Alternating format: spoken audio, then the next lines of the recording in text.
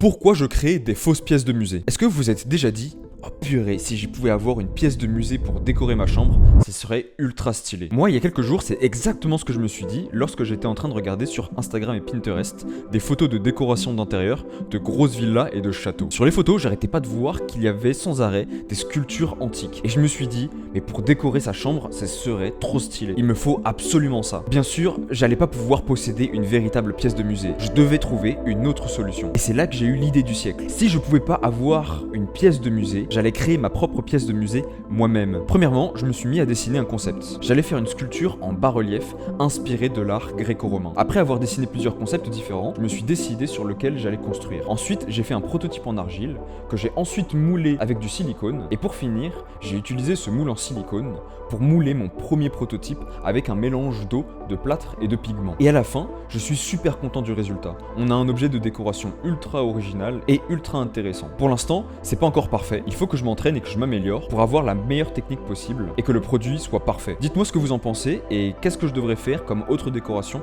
dans ce même style.